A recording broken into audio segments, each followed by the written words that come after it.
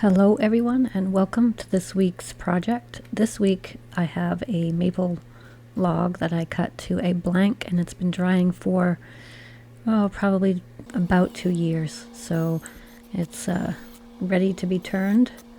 I didn't test the moisture content today or when I turned it, but a couple months before I turned it, it was around 9%, so should be less than 9% at this point. Using a faceplate to put it on the lathe.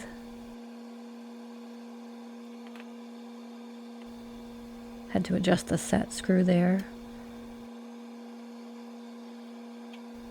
And making sure it's tight and that the set screw is turned in. Bringing the tailstock up and start turning this.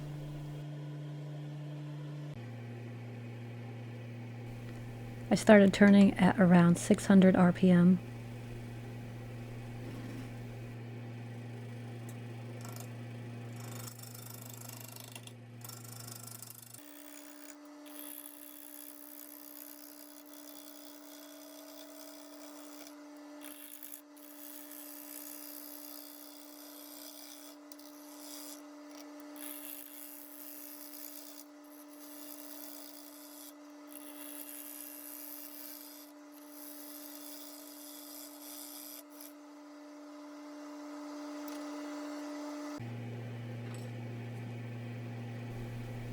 At this point I turned the lathe up to around 900 or 1000, I can't recall. And as you can see, the cut is going smoothly, partly because it's brought into balance mostly, and with a higher lathe speed it just gives a better cut.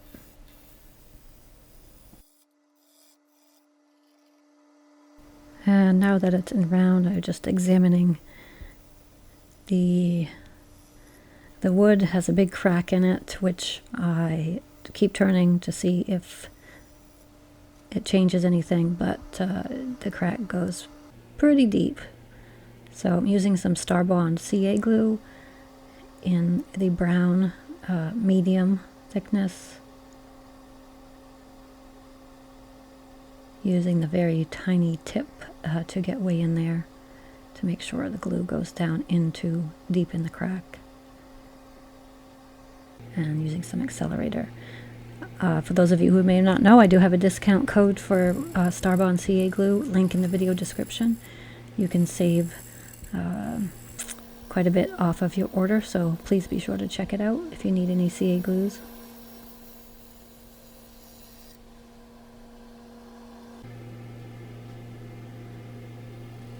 Starting now to work on what will be the bottom of the bowl.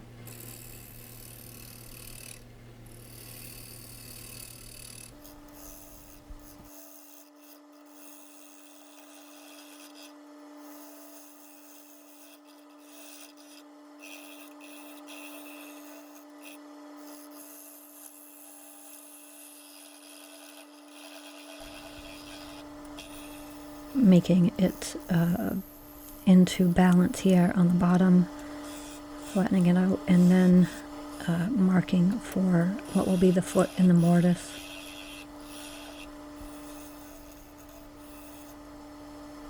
And then starting to take some wood off of the bottom to make room for the foot, and then take a little bit off of the curve there. Another angle here. As you can see, the tailstock is moved, so I can turn away that little nub in the mortise.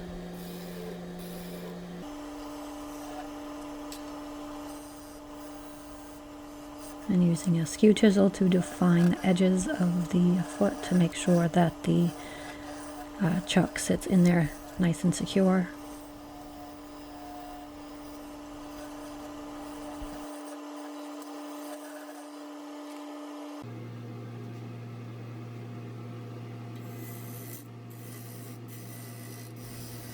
Working on the curve at this point.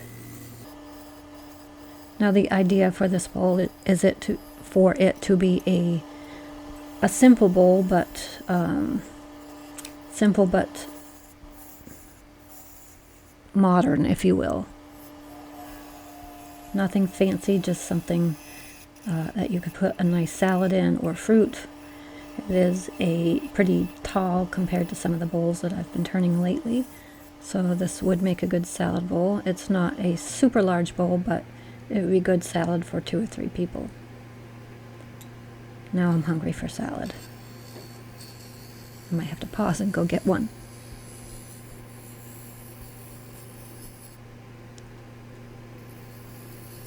At this point, the lathe speed is at around 1200 RPM.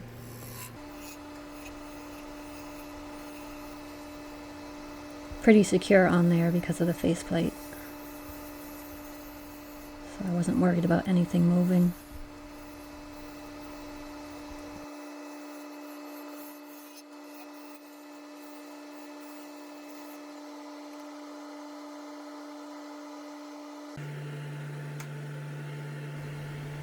This is the next day, and as you can see, I've added some more CA glue and left it overnight. Now removing the faceplate, and I will put the 4-jaw chuck on and start finalizing the outside and then starting to hollow the inside. Hey, for those of you who are new to this channel, thank you for watching. A new video is released every week, so go ahead and hit that subscribe button and the little bell icon. That will notify you whenever we upload a new project.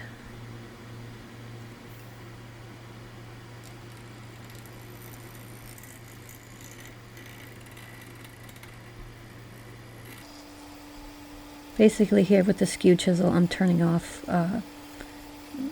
what's left of the CA glue on the outside of the bowl. Needs a few passes.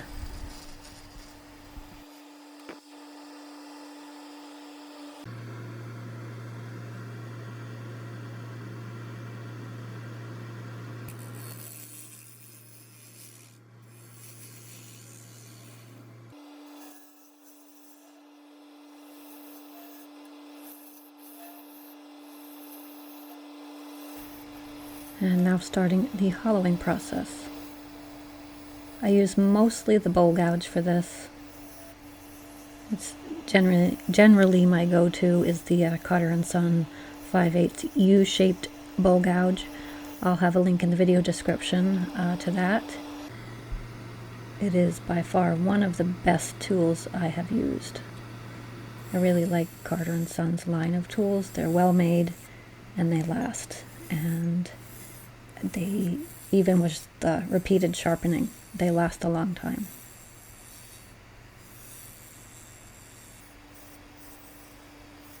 And no, I'm not sponsored by Carter & Son, although that would be wicked nice if you're listening, Carter & Son. Yes, I said wicked. I'm from Maine.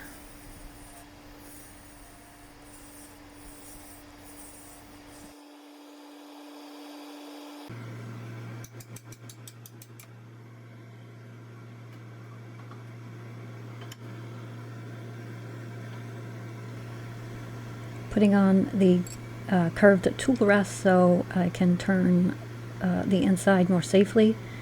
This is a Robust brand interior curved tool rest. I will link it in the video description as well.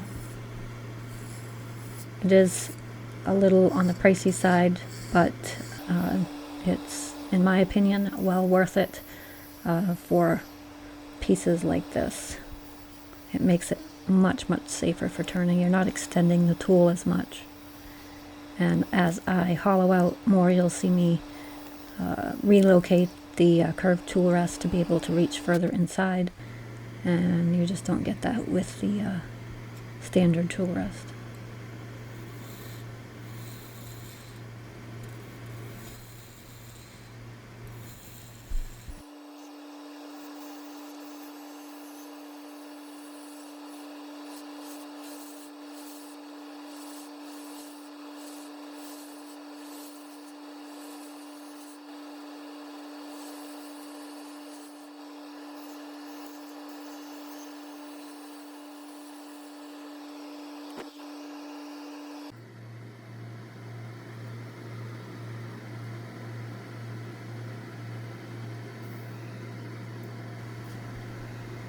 Using the calipers here to measure the thickness of the bowl, and I always have to use the other scientific method, feeling it.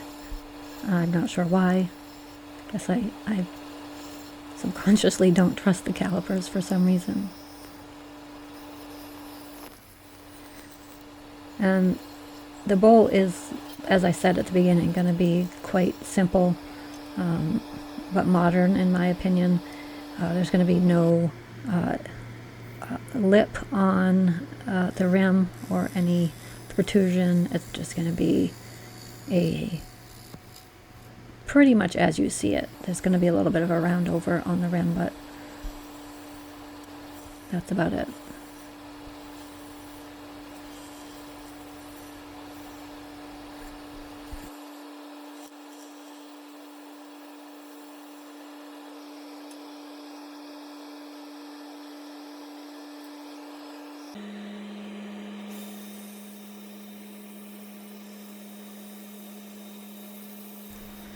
Sanding, and more sanding. You're just getting a snippet of it here. I sanded from 80 to 320 grit, and a combination of power sanding, as you saw there, and also hand sanding. Denatured alcohol, using this to get rid of all the dust before I put finish on it. So I'm using Mahoney's Finish walnut oil. I'll link that in the video description as well. I find that using the walnut oil, and then after that dries or cures, I use the Axe polishing paste. I find that that gives a very nice finish. If you haven't tried Axe yet, I do have a coupon code for that to save you some money on your order. So check the video description. This is the Axe polishing paste that I'm using. Very easy to use. You know, wipe on, rub in, and buff it off or in, whatever you want to say. And it gives a really nice shine. Not shiny, but maybe sheen is a better word. So taking it off of the chuck here, I only have to finish the bottom and put my branding iron logo on that. I really like how some of the bark was left around there and all of the character of this piece. It's amazing that there's just so much character in a given piece of wood. Here are some beauty shots. Thank you for watching. I really appreciate it. Don't forget to subscribe if you're not already subscribed. It really does help me a lot. Leave a like. Help me with the YouTube algorithm. And until next week, peace out.